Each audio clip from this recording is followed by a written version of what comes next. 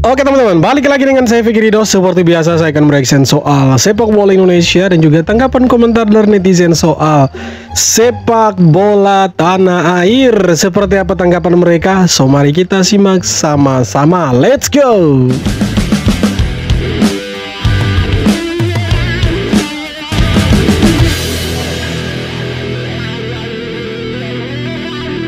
Kenapa Raja Nainggolan malah bilang lebih pilih main untuk Indonesia daripada Belgia? Dalam wawancara dengan media Belgia Het Belang van Limburg, mantan bintang AS Roma itu melontarkan sindiran keras untuk ex-pelatihnya di timnas Belgia, Roberto Martinez. Nainggolan menilai generasi emas Belgia gagal total karena tak punya pelatih yang benar-benar paham sepak bola. Dia bukan ahli sepak bola, pelatih yang sangat buruk. Belgia bisa juara kalau bukan dia, kata Raja.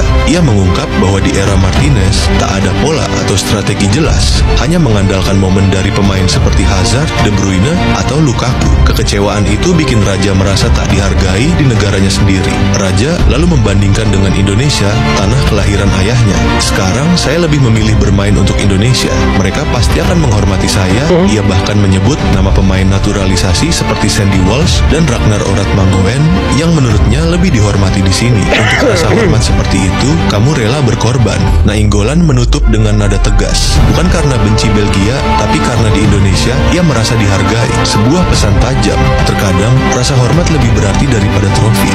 Ya, bisa dibilang seperti itu. Ya, kalau kita bicara soal pemain naturalisasi, pemain keturunan maksudnya, kita tidak kurang ya, seperti Raja Nainggolan ini jelas dari famnya saja, dari marga nama belakangnya saja, itu sudah sangat-sangat nyata, sangat terlihat jelas bahwa dia ini orang Indonesia sebagiannya. Nainggolan. Ya, jadi kalau dia bisa memilih, dia mau kembali ke Indonesia andai waktu bisa diputar kembali, tapi sayang sudah tidak bisa. Dan ya secara usia dia sudah berumur, jadi sayang sekali. Tapi ya sekarang kita ada di masa dimana pemain-pemain keturunan kita banyak di luar, dan ya mereka senang untuk membela timnas. Ya harapannya kita semoga pemain-pemain yang sekarang bermain di luar yang punya garis keturunan Indonesia, kedepannya mereka mau membela timnas Indonesia dan timnas kita semakin keren lagi. Sayangnya Raja Nainggolan sudah tidak bisa lagi. Aduh, sayang sekali begitu. Kepribadian Shin Tae-yong ternyata cukup spesial. Ricky Rizkandi, mantan sekretaris Timnas Indonesia, mengungkap pengalaman pertamanya bekerja dengan pelatih asal Korea Selatan itu. Saya pertama kali bertemu Coach Shin tahun 2020 saat ditugaskan menjemput beliau di bandara. Dari awal sudah terlihat beliau sosok yang tegas, perfeksionis, tapi sangat profesional. Tidak semua orang bisa bekerja sama dengannya, tapi kalau sudah paham caranya, Shin Tae-yong benar-benar pelatih yang luar biasa. Ya seperti yang dibilang sama JJ juga, orang yang baperan, orang yang bawa perasaan tidak akan bisa kerjasama dengan Coach Shin. Makanya selama ini banyak orang yang ya katakanlah tidak suka dengan cara Coach Shin itu memimpin timnas Indonesia. Makanya ada isu-isu juga yang beredar di mana Coach Shin ini katanya punya masalah komunikasi bahasa. Kok sudah 5 tahun di Indonesia tidak bisa bahasa Indonesia, ya kan? Adalah yang ditugaskan untuk provokasi, memprovokator bahwa sudah lama di Indonesia 5 tahun loh belum bisa bahasa Indonesia, ngapain aja, harusnya dia kursus bahasa Indonesia. Ngeri sekali begitu kan. Tetapi terlepas dari itu semua, kita ya tentunya berharap dia bisa kembali lagi untuk melatih timnas Indonesia, walaupun banyak pro dan kontranya, ada yang setuju, ada yang tidak setuju.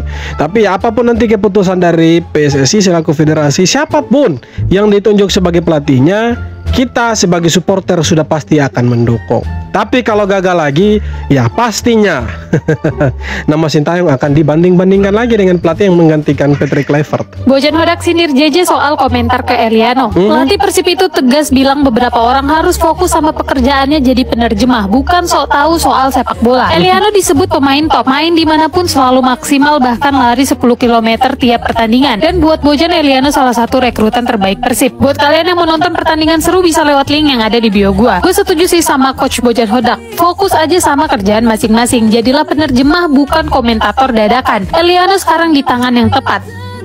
Bojan Hodak sinir JJ soal dibilang sama JJ dia bukan pemain yang bagus, saya kurang setuju sih. Kenapa? Karena menurut saya Eliano ini tinggal diasah sedikit saja sebenarnya sudah oke. Tapi kan di eranya Coach Shin, Eliano ini sama sekali tidak dapat kesempatan bermain, maksudnya tidak mendapatkan kesempatan untuk bermain lebih lama gitu. Ya kalau mau dibilang cuma beberapa kali lah dia diturunkan, itu pun sebagai pemain pengganti.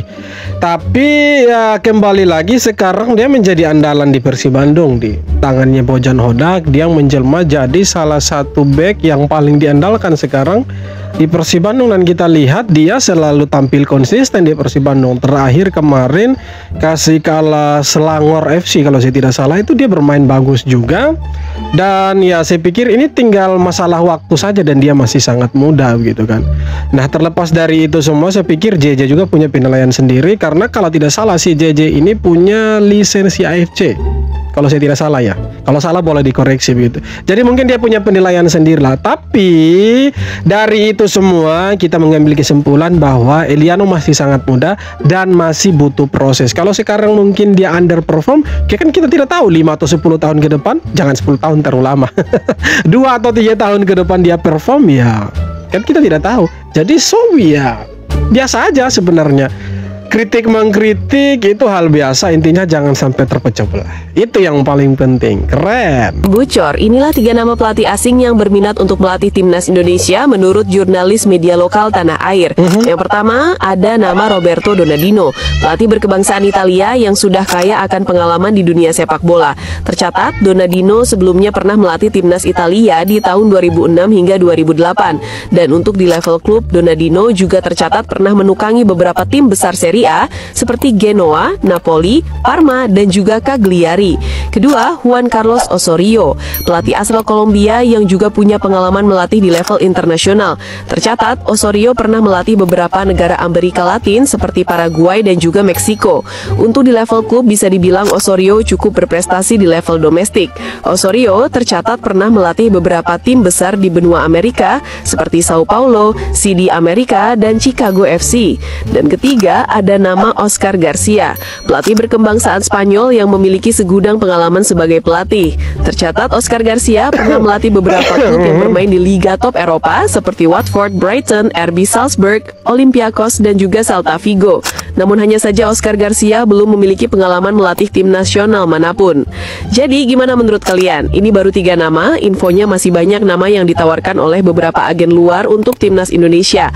Namun hanya saja semua keputusan kembali ke tangan PSSI. Nah itu kata-kata terakhir yang paling penting, keputusan PSSI. Kalau menurut salah satu exco di PSSI bilang mereka tidak mau terburu-buru lagi, takutnya ya mereka melakukan kesalahan. Jadi mereka masih dipikirkan matang-matang. Artinya waktu pecat Sintayong dan rekrut Patrick Kluivert itu tidak dipikirkan secara matang. Jadi hasilnya memang blunder parah dan kita tidak lolos Piala Dunia. Nah dari nama-nama yang disebutkan tadi, saya pikir mereka punya pengalaman, mereka punya rekam jejak yang cukup mentereng. Tetapi sekarang pertanyaannya PSSI mau pakai mereka atau tidak. Karena untuk sekarang pelatih yang punya CV mentereng itu banyak di luar.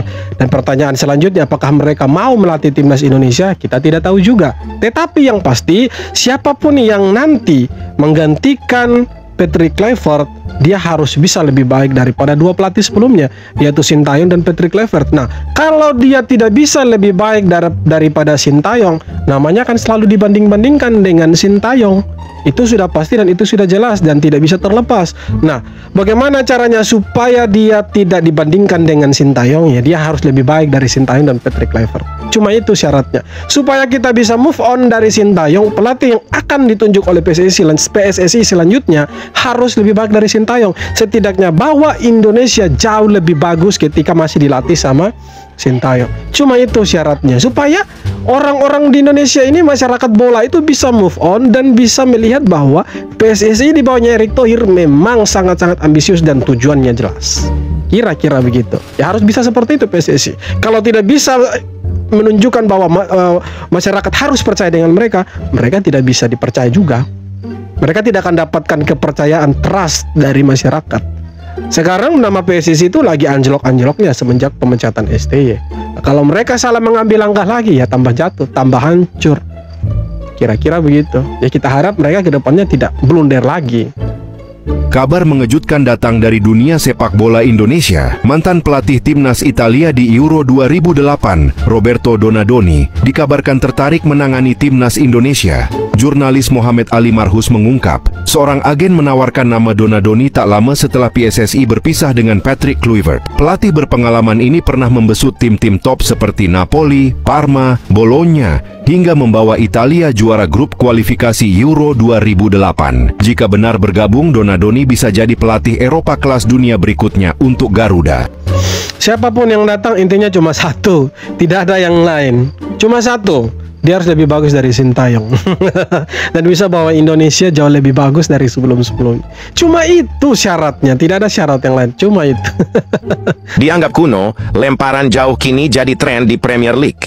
Dulu di era Sintayong, lemparan ke dalam yang sering dilakukan oleh Pratama Arhan dianggap kuno oleh fans dan beberapa pengamat sepak bola. Bahkan Sintayong dinilai tak punya taktik karena hanya mengandalkan lemparan jauh Arhan. Kini di Liga Inggris malah sedang tren untuk lemparan jauh ini. Namun saat Sintayong pergi, lemparan jauh itu seakan-akan punah dan hampir tidak pernah dilakukan lagi oleh pemain timnas Indonesia.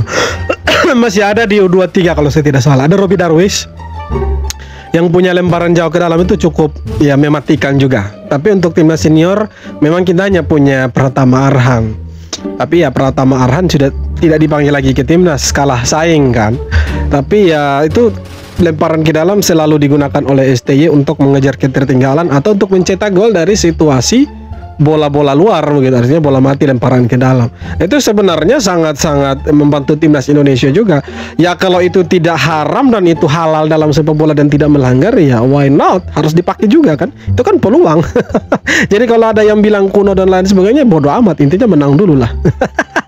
FIFA lewat komite disiplinnya telah meninjau ulang seluruh dokumen naturalisasi timnas Malaysia. Bocoran dari beberapa pakar termasuk media kondang The Guardian bilang kalau peluang banding Malaysia cuma 0% alias mustahil. Dan hasil putusannya ternyata ngeri juga bro. Ditemukan bukti penipuan sistematis mulai dari akta kelahiran yang diubah sampai dokumen yang diduga disusupi pihak luar administrasi. Skenario terburuknya, FAM kena larangan total dari semua aktivitas internasional selama beberapa tahun. Gak cuman itu, Malaysia juga bisa kalah WO 0-3 di dua laga kualifikasi Piala Asia 2027 lawan Nepal dan Vietnam karena pakai pemain naturalisasi ilegalnya. Bahkan mereka bisa diskualifikasi dari kualifikasi Piala Asia. Kalau semua skenario ini kejadian, itu artinya Hawimau Malaya bener-bener. Wassalamualaikum warahmatullahi wabarakatuh. Gimana menurut kalian tentang kasus ini bro? Ya semoga kedepannya negara-negara di Asia Tenggara tidak melakukan hal bodoh, hal konyol seperti yang dilakukan sama FIM Malaysia ini, karena sangat-sangat merugikan mereka.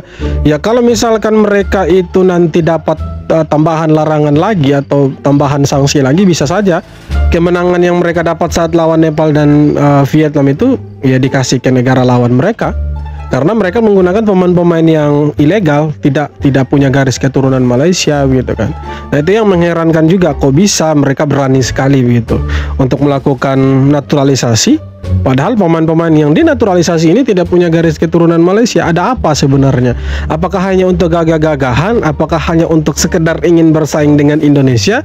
Ya bahwa mereka juga bisa loh naturalisasi, tapi dengan cara ilegal. Nah kalau memang seperti itu, saya pikir mereka sudah salah langkah. Bukan lagi soal bagaimana membangun Malaysia lebih bagus, tetapi mereka hanya sekedar ingin terlihat di luarnya itu bagus saja gitu. Yang penting di luar itu terlihat bagus, walaupun di dalam ada luka-luka, ada bobrok-bobroknya gitu. Nah berbeda dengan Indonesia itu memang menaturalisasi pemain yang punya garis keturunan Indonesia.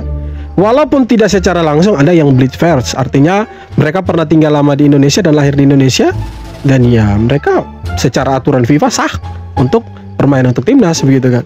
Nah berbeda dengan Malaysia, justru mereka memalsukan dokumen pemain dan akhirnya mereka disanksi. Nah sekarang pertanyaan lanjutannya adalah bagaimana kemudian Malaysia ini bisa bermain di Piala Asia? Harusnya mereka ini didenda seberat-beratnya seperti Timor Leste waktu itu didiskualifikasi ya, kalau saya tidak salah. Kalau salah boleh dikoreksi. Tetapi kembali lagi, semua ini tergantung dari keputusannya FIFA and the clan. Tapi mereka punya backingan itu di AFC, tidak sama ke Indonesia tidak punya backingan di AFC itu. Tapi tidak apa-apa teman-teman, kita walaupun tidak punya backingan di mana-mana, kita punya ketua umum yang luar biasa. Kita punya Pak Erick Thohir yang mampu untuk membawa timnas sejauh ini, walaupun ada fluktuasinya naik turun. Ya no problem lah. Saya pikir itulah sepak bola. Kadang ya kita ada di atas, kadang juga kita ada di bawah. Tapi kalau kita di bawah terus itu kan menjadi pertanyaan. Sekarang ini lagi gencar-gencarnya permintaan dari netizen, kita katakanlah netizen, bahwa Pak Erick Thohir itu harus mundur dari ketua umum PSSI. Tapi menurut saya jangan dulu lah sekarang, karena sekarang masih membutuhkan Pak Erick Thohir, dan karena koneksinya dengan dunia internasional, ya PSSI dan sepak bola Indonesia masih membutuhkan Pak Erick sebenarnya.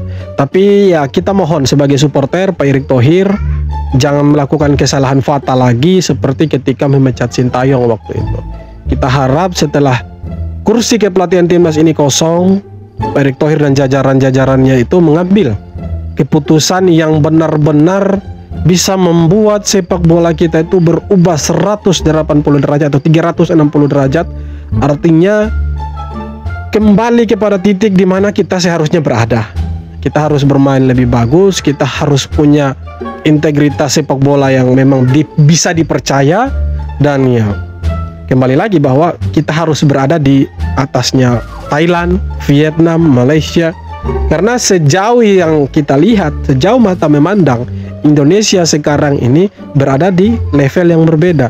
Nah, kalau kita mau tetap berada di level yang berbeda, maka Pak Erick Thohir jangan melakukan kesalahan fatal lagi.